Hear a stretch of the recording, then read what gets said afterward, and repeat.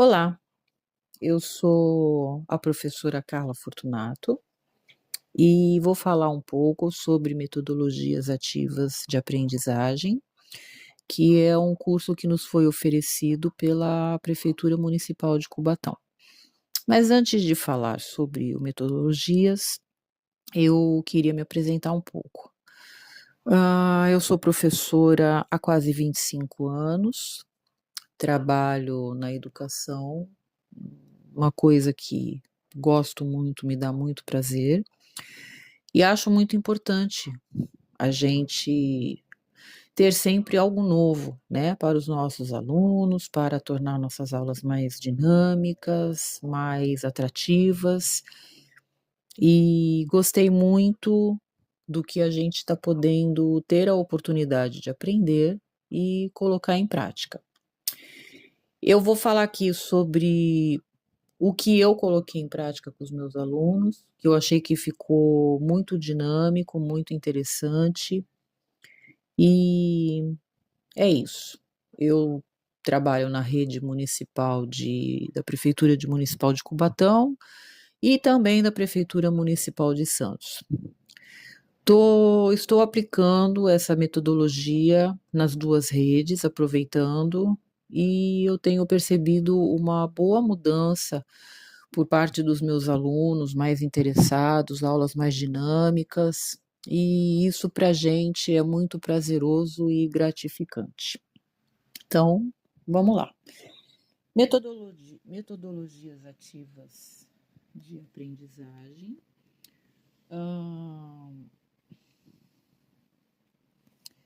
As metodologias são estratégias de ensino que incentivam os alunos a aprenderem de forma autônoma e participativa, a resolver problemas e situações reais, realizando determinadas atividades que os estimulem a pensar, ter iniciativas, debater, expor seus pontos de vista e defendê-los.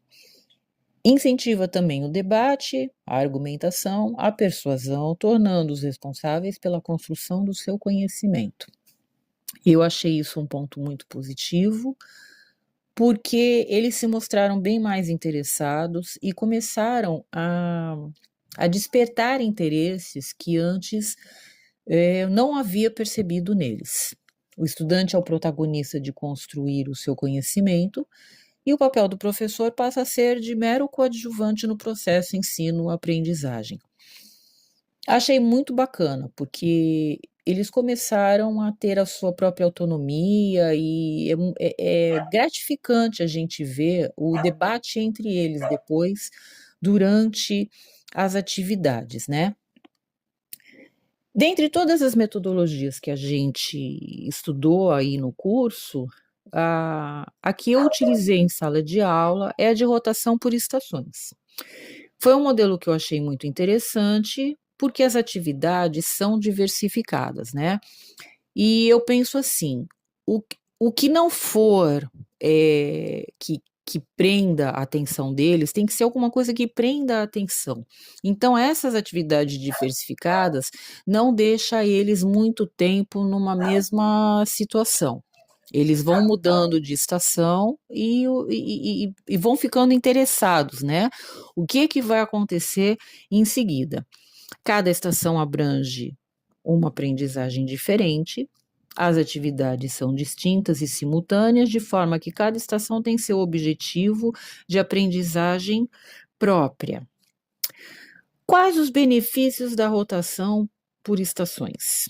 Com a organização e o envio de instruções, os estudantes têm mais oportunidade de desenvolver sua autonomia, seja em momentos de estudo individualizado, seja em momentos colaborativos com os seus pares.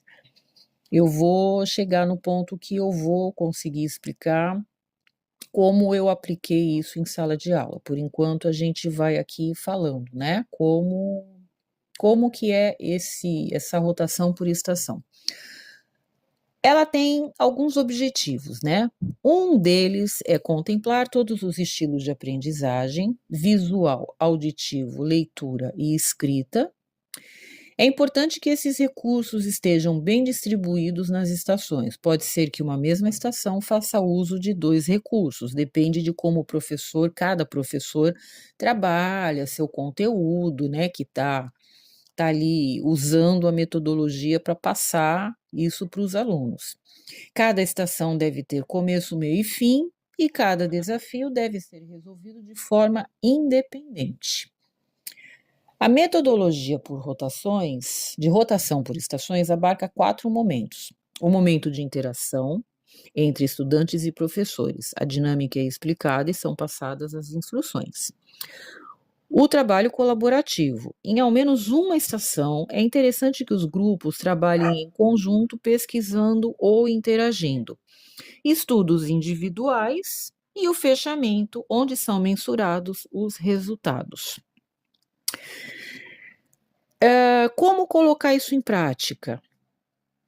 Divida o grupo em estações. Pense na quantidade de estudantes para cada grupo e na quantidade de estações que será estabelecido. Eu acho que isso depende muito do conteúdo, né? Há conteúdos que são um pouco mais simples e há conteúdos que exigem um maior número de aulas. Então, não é que é uma regra, não que isso seja uma regra, né? Mas assim, a gente pode ver, dependendo do conteúdo, quantas estações a gente consegue fazer isso. Lembrando, lembrando que nada que isso vá cansá-los, né? Tem que ser algo dinâmico, atrativo e de movimento. Quando eu digo movimento, que não seja uma coisa que fique muito tempo ali parados, né? O jovem hoje ele não quer, ele quer dinamismo. Planejar as atividades. Escolha o tema central e todas as outras estações vão abordar subtópicos do mesmo tema central, mas de forma diferente. Levante os recursos selecionados a serem utilizados para colocá-los em prática. O que eu vou usar?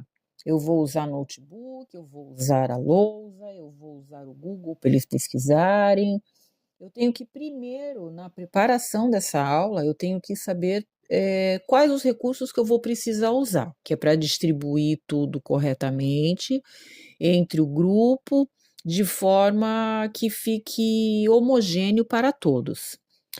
Tenha um momento de compartilhamento de experiências. Esse é um dos momentos mais importantes para entender e identificar as dificuldades encontradas, onde o aluno não conseguiu atingir o objetivo, onde ficou alguma dúvida, e onde ele precisa de um reforço.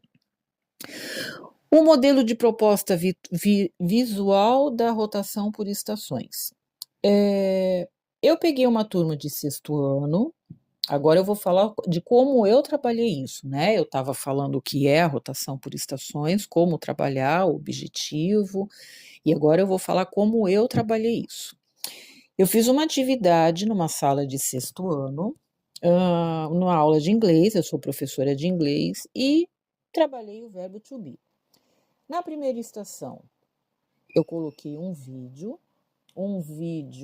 sobre o verbo to be, a explicação, a estratégia, todos os fatores ou ideias sobre construção do verbo, inclusive o uso do personal pronouns. Então, além de trabalhar o verbo to be, eu reforcei ainda os personal pronouns com eles. Os alunos assistiram um vídeo sobre o tema e, no final, responderam questões sobre a temática e ideias sobre o vídeo. Então, houve aquele momento de debate, onde eles assistiram o vídeo, a gente conversou, eu fiz perguntas a eles, eles responderam, um ajudando o outro na resposta, já fazendo um review sobre o personal pronouns, e foi um momento que eu achei que teve bastante participação deles, né? A segunda estação, os aspectos gramaticais sobre o verbo to be. Isso nós usamos como estratégia a ferramenta do Kahoot. Por quê? Eu preparei lá alguns exercícios, algumas atividades que eles puderam praticar. Eles responderam a um quiz interativo no app sobre o conteúdo gramatical. Adoraram o quiz, porque chega a ser assim, a ser engraçado o debate entre eles, né? A terceira estação, atividades diversas com o uso do verbo to be. Aí eu usei a atividade de true or false, assinalar a alternativa correta, completar com o personal pronoun correto, por quê? Sempre eu procuro andar com uma matéria, mas voltar para recordar o que foi aprendido, né? Se eles internalizaram aquela situação. Considerações finais. O que eu achei e o que eu pude observar. Os resultados obtidos foram satisfatórios, pois foi possível identificar em cada etapa as dificuldades de cada aluno e como abordá-los com uma nova proposta. Essa prática pedagógica permitiu novas formas de aprendizagem através de uma metodologia mais dinâmica e significativa. Além disso, permitiu repensar os pontos necessários que ainda necessitam de um maior desenvolvimento para cada aluno se tornar protagonista durante o ensino e aprendizagem. É possível aprender por meio das metodologias ativas. Elas são condutoras de uma nova aprendizagem mais dinâmica e moderna.